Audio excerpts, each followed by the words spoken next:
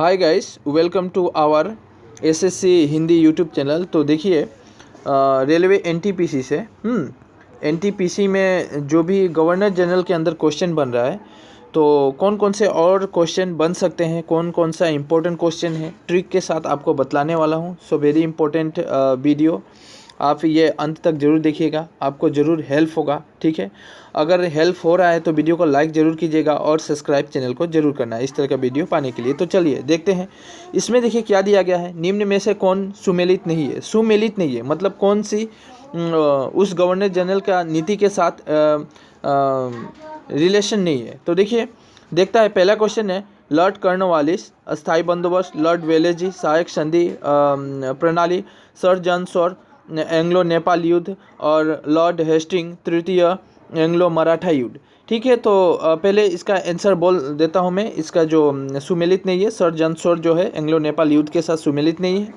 ये देखिए, ये सही है। लॉर्ड कॉर्नवालिस स्थायी बंदोबस्त, ये राइट है। इसको याद करने की ट्रिक क्या है?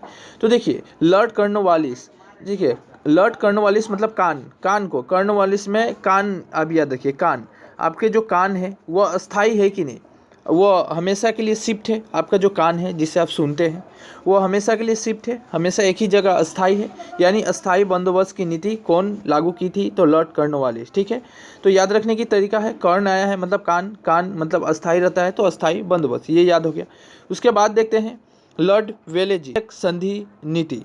तो देखिए, ये याद रखने की तरीका क्या है? लॉर्ड वेलेजली, देखिए सहायक संधि, मान के चलिए आपका कोई दोस्त है, आपकी दोस्त ने आपकी सहायता की, तो उस सहायता को देखकर जो हेल्प किया, आपके एक दोस्त ने, कोई एक पर्सन है, कोई एक दोस्त है, आपका फ्रेंड है, आपकी सहायता की, मतलब आपका सहायता देखकर अगले एक और दोस्त को जलन उठा, मतलब जलने लगा, जली, कोई जल गया या जल गई या जली, हो सकता है कोई जल सकती है, और आप लोग तो जानते हैं किसी और को देखे कोई और जलती ही है। ठीक है, तो ये आपको समझ में आ ही गया होगा, समझदार के लिए इशारा काफ़ी है, कौन जलता है कौन जलती है। ठीक है, तो लॉर्ड वेले जली, तो जलने लगी। ठीक है, आपका हेल्प देकर वो जलने लगी, तो वही है सहायता देकर जलने लगी। तो लॉर्ड वेले जली ने क्या किया था? सहायक संधि नीति, सहायक संधि प्रणाली लागू की थी।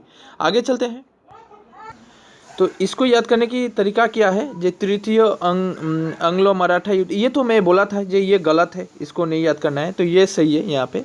तो इसको भी याद करने की तरीकाएं मैं बताता हूँ। देखिए, लॉर्ड हेस्टिंग्स तृतीय एंग्लो मराठा युद्ध जो हुआ था, तो मान के चलिए आप क्या किए, आप हेस्टिंग्स किंग्स याद रखिए, जो आप 3 बार युद्ध किए और किंग्स बन गए, राजा बन गए, बस याद रखिए, आपने मराठा के साथ 3 बार युद्ध किया और किंग्स बन गया। तो इसकी ट्रिक यही है। देखिए, मैं ट्रिक को लिख के नहीं बतलाऊंगा, आप लोग अगर चाहते हैं तो मैं जो बोल रहा हूँ, स्पीच कर रहा हूँ, ज़रूर आप अपने कॉपी में नोट डाउन कर सकते हैं इस ट्रिक को। अगर हो सकता है कि आपको लगे कि नहीं ये ट्रिक मुझे याद नहीं रहेगा, तो उसके लिए कमेंट करें कि मैं और अलग ट्रिक बनाऊं, और हो सकता है तो मैं आपको ये सजेस्ट करूंगा कि आप अपने तरीके से ट्रिक बनाना सीखें। देखिए, जो भी वीडियो ट्रिक के ऊपर आप देखते हैं वो आपको 100% याद नहीं होता है। हो सकता है कुछ समय के लिए याद रहे, लेकिन बाद में आप फिर भूल जाइएगा। लेकिन अपने आप से जब ट्रिक बनाइएगा, अपने से जब पढ़िएगा, अपने से सब कुछ निकालने की कोशिश कीजिएगा, तो आपको वो हमेशा के लिए काम करेगा। ठीक है, तो बाय द वे मैं यही सजेस्ट करूँगा कि अपने से भी कोशिश करें। आगे बढ़ते हैं, ये वाला देखिए, ये क्वेश्चन क्या बोलता है? निम्न युग्मों में से कौन सा एक सही सुमेलित है? क्वेश्चन नंबर को आप फोकस मत कीजिएगा, नंबर यहाँ पे मिस्टेक भी हो सकता है, मैं आगे पीछे ये लिखा गया है। तो यहाँ पे देखिए, निम्न युग्मों में से कौन सा एक सही सुमेलित है? तो देखिए, सही सुमेलित है, मैंने अभी आपको बोला कि जो कर्णवालिस यानी कान जो है आपका अस्थाई रहता है, तो यही सुमेलित दिखाई दे रहा है, तो यानी इसका 9 का आंसर ए हो जाएगा, ये यही सुमेलित है। आगे चलते हैं, और बाद बाकी जो लॉर्ड डलहौजी सहायक संधि नीति, ये सब मैं बतलाऊंगा, और वीडियो आ रहा है उसमें भी ट्रिक के साथ बतलाऊंगा। यहाँ पे देखिए, निम्नलिखित में से कौन सा युग्म सही सुमेलित नहीं है? यहाँ पे भी वही बोला है कि सही सुमेलित नहीं, इसके पहले बोला था सही सुमेलित है, अभी बोल रहा है सही सुमेलित नहीं है, मतलब सही किसके साथ नहीं है। देखिए, यहाँ पे ये देख रहे हैं, लॉर्ड कॉर्नवालिस मराठा युद्ध, ये सुमेलित नहीं है।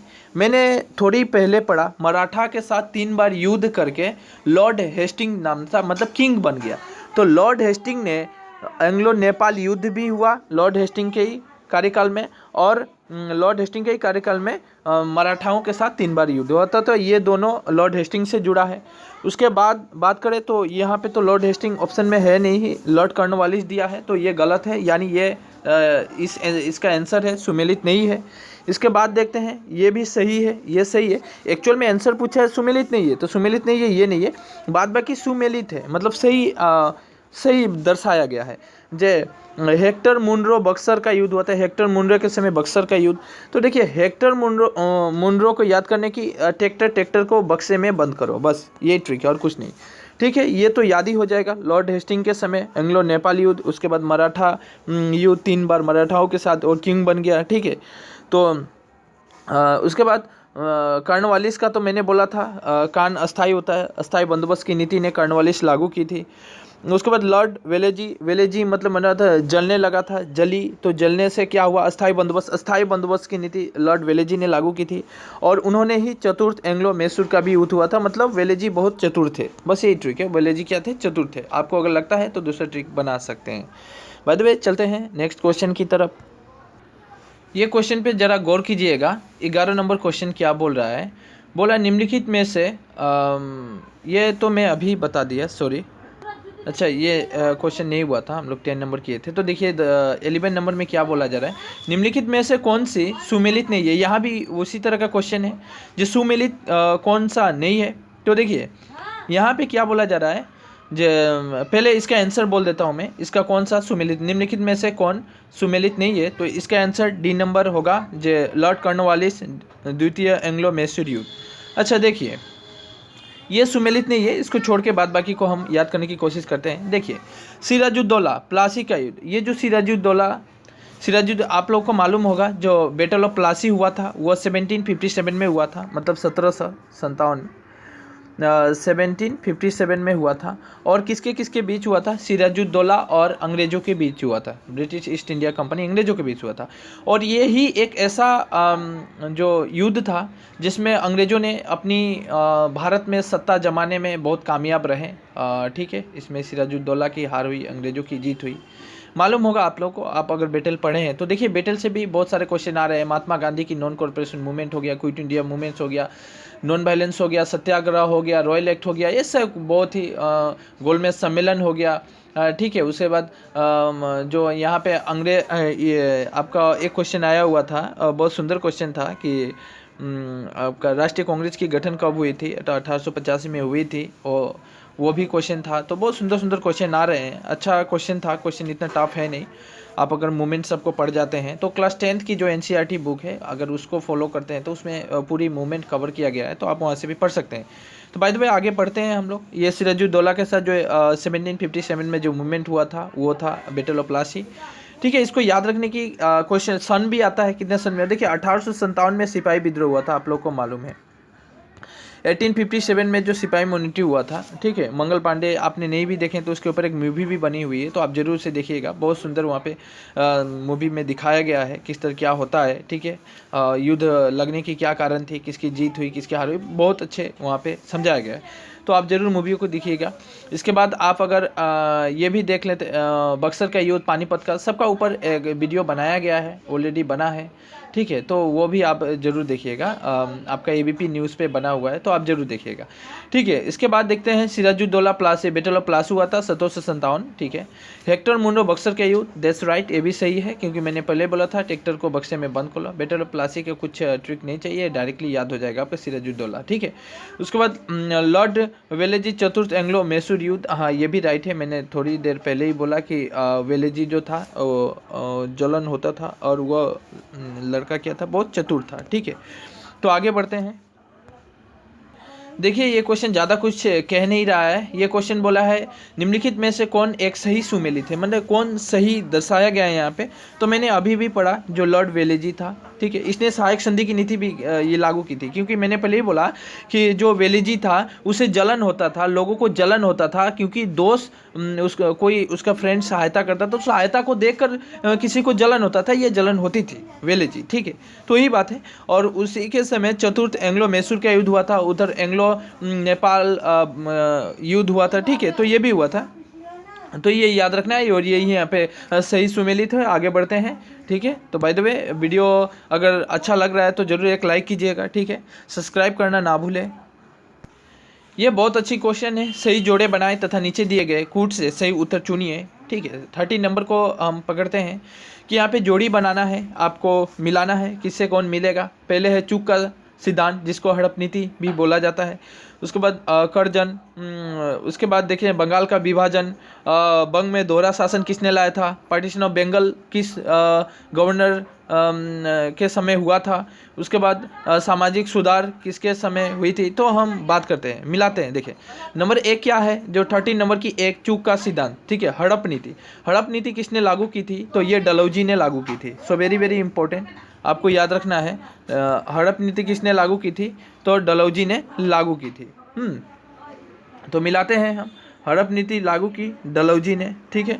इसके बाद देखते हैं बंगाल का विभाजन। नंबर 2 बंगाल का विभाजन, ये लॉर्ड कर्जन के समय हुआ था, ठीक है। बंगाल का विभाजन लॉर्ड कर्जन के समय हुआ था। बंगाल में दोहरा शासन, ये क्लाइव ने लाया था। बंगाल में दोहरा शासन माने डबल गवर्नमेंट, और क्या दोहरा शासन। और सामाजिक सुधार लॉर्ड विलियम बेंटिंक, आपने लॉर्ड विलियम बेंटिंक का नाम सुना होगा।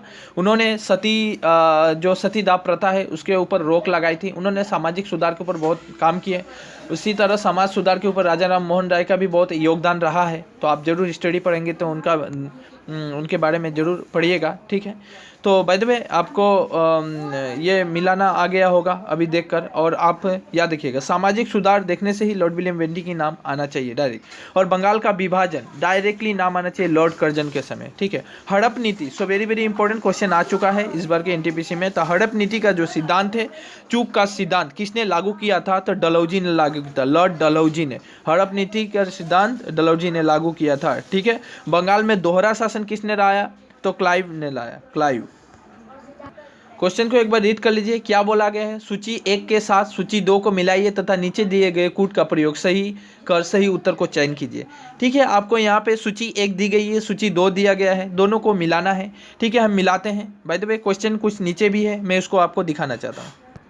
देखिए यहाँ पे बहुत सारा ऐसा जाने माने नाम लगेंगे जो थोड़ी देर पहले पढ़े हम लोगों ने, ठीक है। तो देखते हैं कौन सा पढ़े और किसके साथ मिल होता है, ठीक है। तो मिलाते हैं। पहले देखते हैं लॉर्ड डलहौजी। लॉर्ड डलहौजी ने क्या किए थे। अच्छा, पहले जो आपको आता है उसको कोशिश कीजिए। देखिए मैं यहाँ पे अभी जस्ट थोड़ी देर पहले जो क्वेश्चन कराया, मैं 12 नंबर क्वेश्चन 30 नंबर क्वेश्चन वहाँ पे मैंने बतला दिया। तो अभी देखते हैं या क्वेश्चन पे। अभी देखिए यहाँ पे मैंने उस समय पढ़ाया, थोड़ी देर पहले पढ़ाया, जब बंगाल का जो विभाजन हुआ था लॉर्ड कर्जन के समय हुआ था। ये तो मिल गया लॉर्ड कर्जन। उसके बाद मैंने ये भी बोला आपको, जो लॉर्ड विलियम बेंटिंक का नाम सुनते ही आपको सतीदाह प्रथा निषेध, सतीदाह प्रथा के ऊपर रोक उन्होंने लगाए थे, यानी समाज सुधार के ऊपर उन्होंने बहुत ही अधिक काम किए थे। तो लॉर्ड विलियम बेंटिंक की नाम आता है सतीदाह प्रथा निषेध के ऊपर, ठीक है। इसके बाद आता है लॉर्ड रिपन। लॉर्ड रिपन ने स्वायत्त शासन लागू किया था, ठीक है, ये याद रखना है। तो बचा किया लॉर्ड डलहौजी। तो लॉर्ड डलहौजी ने व्यपहरण का सिद्धांत लागू की थी, व्यपहरण का सिद्धांत लागू की थी, ठीक है। तो ये याद रखना है। आप अगर याद नहीं है तो इसको लिख लीजिए। इसमें ट्रिक क्या बनाई, इसमें तो डायरेक्टली देखकर ही आंसर याद आता है कि हाँ लॉर्ड विलियम बेंटिंक, सतीदाह प्रथा निषेध, लॉर्ड कर्जन, बंगाल का विभाजन, पार्टीशन ऑफ बंगाल जो लॉर्ड कर्जन के समय, डायरेक्टली ये याद आना चाहिए। और देखिए बंगाल का जो विभाजन हुआ था वो 1905 में हुआ था, मैं बोल देता हूँ, ये भी याद रखिएगा, सन भी 1905 में पार्टीशन ऑफ बंगाल हुए थे। तो ये भी याद रखना बहुत ज़रूरी है। और गवर्नर जनरल के ऊपर बहुत सारा ऐसे क्वेश्चन आता है, जो कौन लास्ट गवर्नर जनरल था, भारत के कौन अंतिम गवर्नर जनरल रहे, तो हम बतलाएंगे, इसमें जो भी आ रहा है सभी दिखा रहे हैं, आप बने रहिए। यहाँ भी देखिए उसी तरह का क्वेश्चन है, सूची 1 के साथ सूची 2 को मिलाना है। यहाँ पे गवर्नर जनरल के नाम सूची 1 में रखे गए हैं, सूची 2 में उनकी द्वारा लागू की गई जो नीतियाँ थी वो यहाँ पे रखी गई है। आपको ज़रूर इसके साथ मिलाना आना चाहिए। देखिए अब फिर से मैं कुछ जाने माने नाम लग रहे हैं, आप लोगों ने थोड़ी देर पहले पढ़ा कि जो लॉर्ड कर्जन थे उसके समय पार्टीशन ऑफ बंगाल हुआ था, इसके साथ मैंने इसको मिला दिया। उसके बाद हम इधर देखें अंग्रेजी शिक्षा, ये आपको याद रखना है। जो अंग्रेजी शिक्षा है 15 नंबर में क्वेश्चन को फोकस कीजिए कि जो अंग्रेजी शिक्षा है आपको याद रखना चाहिए।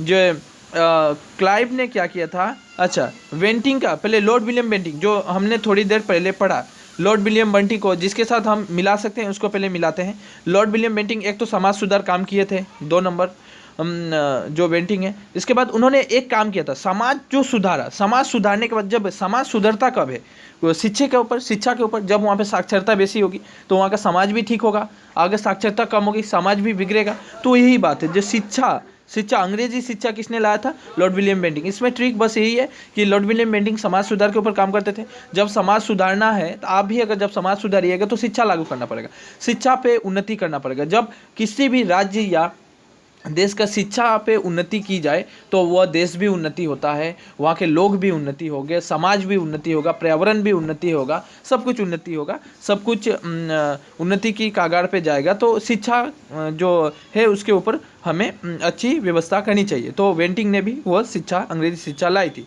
ये मिल गया। उसके बाद क्लाइव की बात करें, जो रॉबर्ट क्लाइव थे, क्लाइव के समय बंगाल में दोहरा शासन लागू किया गया था। बंगाल में रॉबर्ट क्लाइव के समय दोहरा शासन लागू किया गया था। बचा एक जो चार्ल्स मेटकॉफ है, तो उन्होंने प्रेस पर से प्रतिबंध हटा दिया था। ठीक है, तो देखिए इनको याद करने की तरीका है, मेटकॉफ मतलब मेकअप को हटाओ, राइट, एक ट्रिक बनाना, मेकअप को हटाओ, बहुत सुंदर ट्रिक है, इसलिए मैं सोचा था आपको ये शेयर करूं। मेकअप को हटाओ, किसी का नाम है चार्ल्स मतलब चलो मेकअप को हटाओ, तो प्रेस पर से प्रतिबंध हटाना, मेकअप को हटाना मतलब प्रतिबंध को हटाना, याद हो गया, ठीक है। और ये इसको तो और क्या ट्रिक बनाना है, कर्जन तो डायरेक्ट पार्टीशन ऑफ बंगाल, अंग्रेजी शिक्षा का ट्रिक बता ही दिया। बेंटिंक ने समाज सुधार करने की काम की। समाज सुधरता कब है, जब आप शिक्षा लाते हैं, शिक्षा को सही करते हैं। ठीक है, आगे चलते हैं। 17 नंबर क्वेश्चन को देखिए जरा गौर से, क्या पूछा गया है, निम्नलिखित में से कौन सुमेलित नहीं है, मानो कौन सा गवर्नर जनरल वो लागू नहीं किया था, जो यहाँ पे दिया गया है।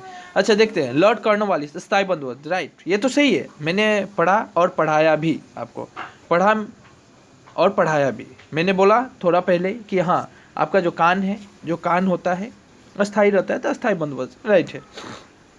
उसके बाद देखते हैं वेलेजी, ये भी हम लोगों ने पढ़ा। आप थोड़ी देर पढ़े कि सहायता, याद आ रहा है, दोस्त, सहायता, जलना, किसी का जलन हो गया, दैट्स राइट, ये भी सही है, सहायक संधि। उसके बाद लॉर्ड विलियम बेंटिंक समाज सुधार, ये ठीक है, ये हम लोगों ने नहीं पढ़ा था तो पढ़ लेते हैं। जो लॉर्ड विलियम बेंटिंक थे, सन 1829 ईस्वी में 17वां रेगुलेशन हुआ था, उन्हीं के समय हुआ था। तो लॉर्ड हेस्टिंग, देखिए ये नहीं है, लॉर्ड हेस्टिंग के समय हमने क्या पढ़ा था, मराठा के साथ तृतीय युद्ध, एंग्लो नेपाल युद्ध, तो लॉर्ड हेस्टिंग के समय हुआ था। लेकिन द्वितीय एंग्लो मराठा युद्ध नहीं हुआ था, तृतीय हुआ था, याद रखना है, द्वितीय एंग्लो मराठा युद्ध नहीं हुआ था, तृतीय 3 बार मराठा के साथ युद्ध करके वो किंग बन गया, याद आ गया ट्रिक, ठीक है। तो आगे बढ़ते हैं, देखिए यहाँ पे क्या दिया गया है, सेम उसी तरह का क्वेश्चन है, बिल्कुल घबराना नहीं है, आस्ते आस्ते पढ़ते जाइए, और ये याद हो जाना मतलब आपका पूरा गवर्नर जनरल और क्या नीति लागू किया गया था वो कवर हो जाएगा। ठीक है, रेलवे एनटीपीसी के लिए। तो देखिए निम्नलिखित में से कौन सा एक युग में सुमेलित नहीं है, सो इम्पोर्टेंट। आगे देखते हैं, ठगी का दमन, इसको पहले याद कीजिए, विलियम बेंटिंक। देखिए जब विलियम बेंटिंक समाज सुधार की काम कर रहे थे, तो देखिए आप भी जब कुछ सुधारने की काम कीजिएगा तो आप किसी को इजाज़त दीजिएगा कि भाई ठग के खाओ किसी का, ये क्या सही होगा, समाज सुधरेगा? किसी को ठगा के खाना नहीं सुधरेगा ना। तो उसका दमन किसने किया था, लॉर्ड विलियम बेंटिंक ने किए थे, क्योंकि समाज सुधार का काम कर रहे थे भाई। तो समाज सुधार का काम करने से ठगने की इजाज़त क्यों देंगे, तो ठगी का दमन किए थे विलियम बेंटिंक, ये राइट है। उसके बाद रिंग फेस की नीति, वारेन हेस्टिंग, ये भी राइट है। उसके बाद वर्नाकुलर प्रेस एक्ट, नहीं, कर्जन तो नहीं था, ये गलत है, यहाँ पे ये गलत है, ये सुमेलित नहीं है, ये सुमेलित है। इल्बर्ट बिल रिपन के समय, लॉर्ड रिपन के समय इल्बर्ट बिल पास किया गया था, तो इल्बर्ट बिल लागू किया गया था लॉर्ड रिपन के समय। तो आगे बढ़ते हैं। देखिए एक बात बोलना चाहता हूँ मैं, हर चीज़ में ट्रिक नहीं बतला रहा हूँ। देखिए हर चीज़ ट्रिक की ज़रूरत भी नहीं है, क्योंकि जितना मैं बतला रहा हूँ ऑटोमेटिक आपको मूवी की तरह चल रहा है और आपको याद भी हो रहा है। मुझे लग रहा है कि आपको याद हो रहा है। और कुछ कुछ ना हो तो वीडियो को 2 बार देख लीजिएगा, और नहीं तो जो कुछ ट्रिक बोला जा रहा है याद करने का, मिडिल मिडिल में मैं 1-2 ट्रिक बोल दे रहा हूँ, उसको ज़रूर लिख लीजिएगा। या अपने तौर पे आप कुछ बना सकते हैं, उसको भी लिख लेना है, ताकि अपने तौर से भी बनाया हुआ को आप अपने हाथ से लिखिएगा तो जल्दी याद होगा। ठीक है, तो चलते हैं। देखिए निम्नलिखित में से कौन एक सुमेलित नहीं है। 19 नंबर में भी उसी टाइप का क्वेश्चन है। ठीक है, तो ये क्वेश्चन को फिर से तो उसने वही दे दिया, वर्नाकुलर प्रेस एक्ट कर्जन, ये तो उसमें भी सुमेलित नहीं था, तो इसमें भी नहीं है। और इसमें भी इल्बर्ट बिल रिपन था, ये सही था, तो इसमें भी सही है, ये भी सही है। Pitt's India Act Warren Hasting, ये बहुत बार क्वेश्चन आ चुका है, बहुत बार, मोस्ट इंपॉर्टेंट, इसको मारिए, मोस्ट VVI क्वेश्चन। जो पिट्स इंडिया एक्ट किसने लागू की थी?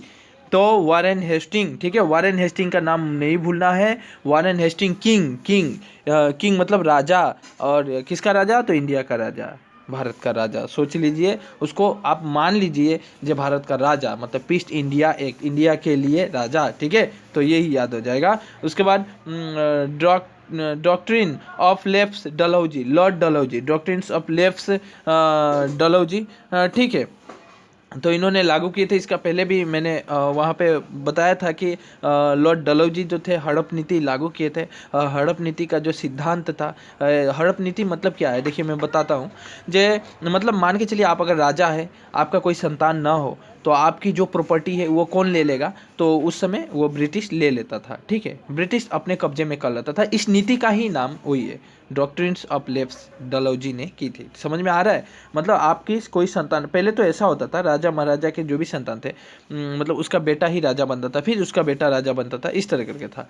ठीक है, तो अगर साधारण बात करते हैं, आप जब ये पढ़िएगा, प्राचीन भारत पढ़िएगा हिस्ट्री में, तो उसमें देखिएगा अजात शत्रु की हत्या उसके बेटे ने की, उसके बेटे की हत्या वो उसके बेटे ने की, है कि नहीं? अजात शत्रु हो गया, उसके बेटी सॉरी बिंबिसार हो, वो अजात शत्रु की हत्या उदयनी ने की थी, हत्या बिंबिसार की हत्या उसके बेटे अजात शत्रु ने की। इस तरह करके जो कर करके वो राजगद्दी वो लोग अपने कब्जे में कर लेते थे, उसके बेटे। तो वही था। अगर बाई चांस इसमें ऐसा नहीं थी, उसने ड्राफ्टिन ऑफ लेफ्ट का मतलब है जो उसका प्रॉपर्टी का मालिक कौन हो जाता था? जो ब्रिटिश हो जाते थे, तो वही था और कुछ नहीं था। तो उन्होंने डलहौजी ने लागू की थी, मतलब हड़प नीति इसको बोला जाएगा, जो हड़प लेना। ठीक है, वही बात है, हड़प नीति मतलब हड़प लेना। ठीक है, तो आगे बढ़ते हैं। ये क्वेश्चन बहुत ही सुंदर क्वेश्चन है, जरूर इम्पोर्टेंट, अच्छा भी है। जब लॉर्ड माउंटबेटन स्वतंत्र भारत के प्रथम गवर्नर जनरल बने, उस समय निम्नलिखित में से कौन पाकिस्तान के गवर्नर जनरल बने? बहुत देखिए, आप नाम को, ये सब नाम पढ़िए, और आपको ये अगर जानना है ना, एक काम कीजिएगा, अगर समय मिले तो आप ये सीरियल वगैरह कुछ भी वीडियो वगैरह ना देखकर, आप प्रधानमंत्री एक एपिसोड होता है ABP न्यूज़ में, वो जरूर देखिएगा। तो पूरा ही संविधान बनने की प्रक्रिया, जो 1947 के बाद जो भी घटनाएं घटी, तो उसमें पूरा कवर किया गया है, तो आप जरूर देखिएगा। ठीक है, तो उसमें से भी आपको यह आंसर उसमें से भी मिल जाएगा। तो देखिए, जब लॉर्ड माउंटबेटन स्वतंत्र भारत के प्रथम गवर्नर जनरल बने, उस समय निम्नलिखित में से पाकिस्तान के गवर्नर जनरल कौन थे? तो आपको मोहम्मद अली जिन्ना का नाम याद आ रहा होगा, जिन्ना, जिन्होंने पाकिस्तान की मांग की थी। ठीक है, पाकिस्तान की मांग की थी, जब हम भारत की बंटवारा हो जाए और पाकिस्तान एक भाग पाकिस्तान बने, एक भाग भारत इंडिया बने, तो और पाकिस्तान की मांग की थी मोहम्मद अली जिन्ना ने। ठीक है, तो याद रखना है, तो मोहम्मद अली जिन्ना थे। आगे बढ़ते हैं। लॉर्ड माउंटबेटन तो वो गवर्नर जनरल थे, स्वतंत्र भारत के गवर्नर जनरल थे। ये क्वेश्चन देखिए, निम्नलिखित में से कौन सी जोड़ी सुमेलित है? कौन सा सही है? लॉर्ड वेलेजी अस्थाई बंदोबस्त की नीति, अच्छा अस्थाई बंदोबस्त, ये तो आप खुद सोचिए जी, इसमें क्या बोला गया है? सुमेलित है, 23 नंबर सुमेलित है। क्या आपको लगता है अस्थाई बंदोबस्त वेलेजी ने की थी? नहीं नहीं नहीं। कान, आपको कान याद आ रहा है? कान अस्थाई है, तो कान कहीं पे दिख रहा है? कॉर्नवालिस नहीं है, ये तो ऊपर है भाई, लॉर्ड कॉर्नवालिस। रेगुलेटिंग एक्ट, ये भी तो गलत है, कॉर्नवालिस ने रेगुलेटिंग एक्ट पास ही नहीं किया था। सुमेलित है, इसमें सिर्फ हमको इसमें से सुमेलित ढूंढना है, कौन सही है। अच्छा, कौन सही है मुझे ढूंढना है। लॉर्ड डलहौजी, प्रथम अफगानिस्तान, ये भी गलत है, ये सही है। लॉर्ड एलन बरो, सिंध का विलय। सिंध का विलय किसके शासनकाल में होता है, किस गवर्नर जनरल के, तो एलन बरो। ठीक है, तो याद रखिएगा। आगे बढ़ते हैं। अच्छा, ये देखिए, ये भी पहले की तरह आ गया क्वेश्चन कि सूची 1 से सूची 2 को मिलाना है। आपको सभी नाम जाने पहचाने लगेंगे और इधर का भी आपने पढ़ा, देखिए। तो आप मिलाइए, आप कुछ समय लीजिए, 1-2 सेकंड में दे रहा हूँ, आप मिलाइए और मिल गया तो ठीक है, और नहीं तो मैं बतला रहा हूँ। देखिए, सती प्रथा का उन्मूलन याद आ रहा है, किसने किया था, बेंटिंक ने। वेंडिंग ने किया था कि नहीं किया था, थोड़ा पहले। 1 का सती प्रथा का उन्मूलन, ठीक है, 1 के साथ 3 का रिलेशन हो गया। इसके बाद देखिए 2 का लॉर्ड डलहौजी, वेपगत सिद्धांत, ये भी मैंने बोला था। उसके बाद बंगाल का विभाजन, कर्जन, याद आ रहा है। अच्छा सोचिए, इसको याद करने की ट्रिक बोल दे रहा हूँ। मान के चलिए, हाँ, बंगाल का जब विभाजन हुआ तो सब लोग कर्ज में पड़ गए।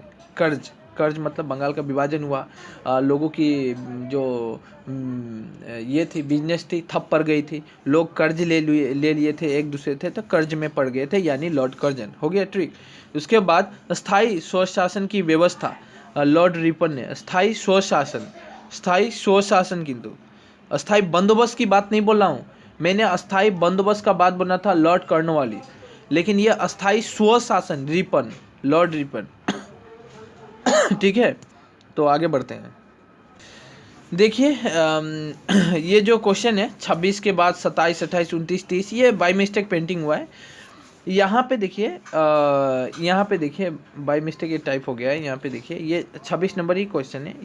ये मान के चलिए ए है, बी है, सी है और डी है। चलिए ठीक कर दिया। अब मिलाइए, ए के साथ कौन सा मिलेगा, बी के साथ। वेपगत का सिद्धांत मैंने अभी अभी बताया। वेपगत का सिद्धांत लॉर्ड डलहौजी, मैंने अभी बताया, लॉर्ड डलहौजी। अरे, लॉर्ड कर्जन, ये पार्टीशन ऑफ बंगाल, बंगाल जो है विभाजन हुआ और लोग कर्ज में पड़ गए, तो ये सही है, ये ऑटोमेटिक पहले से सही दिया है।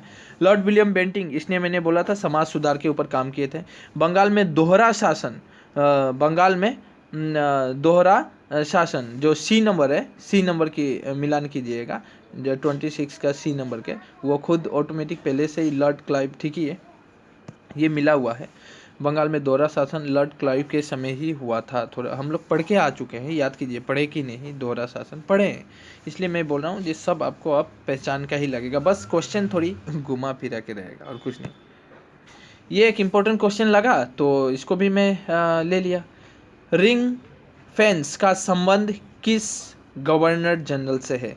रिंग फेंस का संबंध ये है वारेन हेस्टिंग्स से, याद रखिएगा, वारेन हेस्टिंग, किंग्स मैंने किया था ना, किंग्स बन गया। मराठा के साथ 3 बार युद्ध हुआ, इसके बाद एंग्लो नेपाल युद्ध हुआ, तो वारेन हेस्टिंग के समय, ठीक है।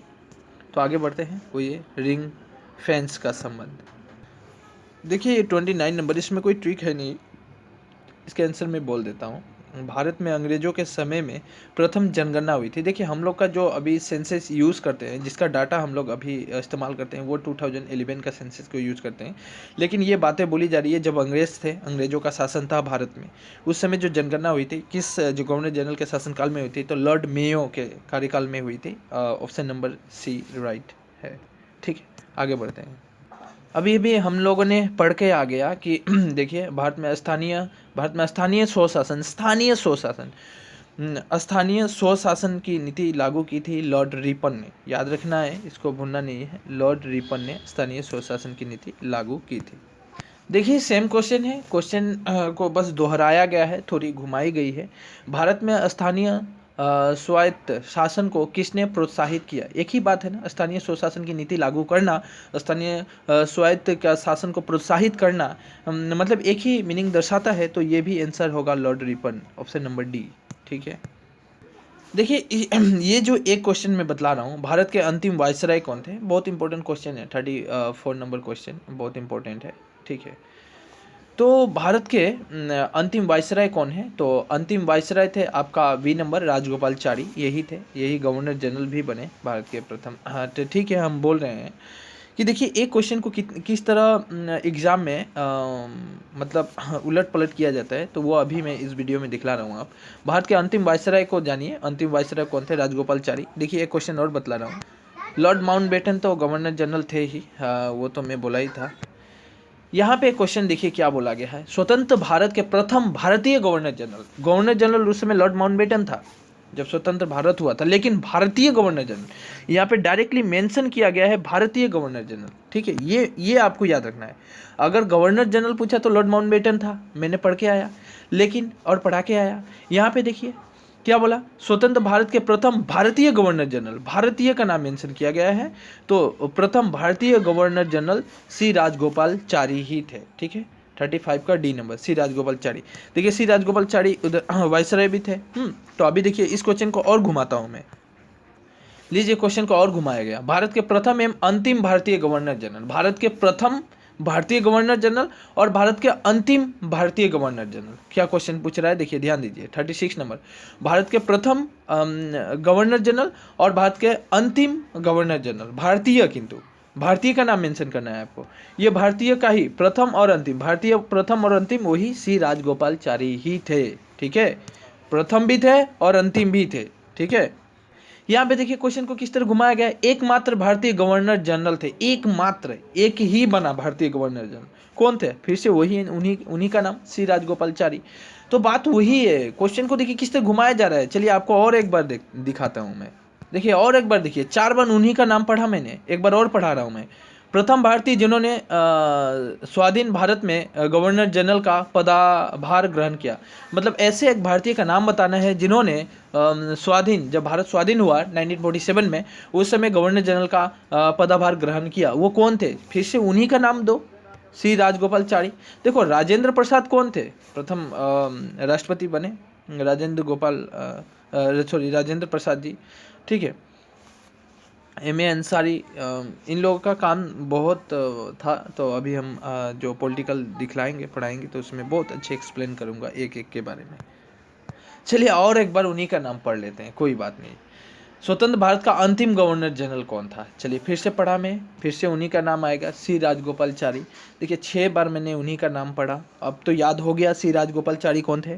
स्वतंत्र भारत के अंतिम गवर्नर जनरल, स्वतंत्र भारत के प्रथम गवर्नर जनरल, कौन ऐसे भारतीय थे पद ग्रहण किए गवर्नर जनरल का? वही है सी राजगोपालचारी। तो जिस तरह भी क्वेश्चन को घुराए आपको वही लिखना है। लेकिन अगर डायरेक्ट क्वेश्चन दे दे कि गवर्नर जनरल कौन था, स्वाधीन भारत के गवर्नर जनरल कौन था, तो लॉर्ड माउंटबेटन थे। ठीक है, तो लॉर्ड माउंटबेटन के ऊपर बहुत ही भार सौंपा गया था 1947 में, जब देश को आज़ादी मिलने वाली थी, जब पार्टीशन होने वाला था। तो देखिएगा आप जरूर, वो एपिसोड देखने से बहुत सुंदर आपको मालूम हो जाएगा। तो बाय द वे ये तो पार्ट 1 था, ये मान के चलिए बहुत सारा इस तरह है और बहुत है गवर्नर जनरल।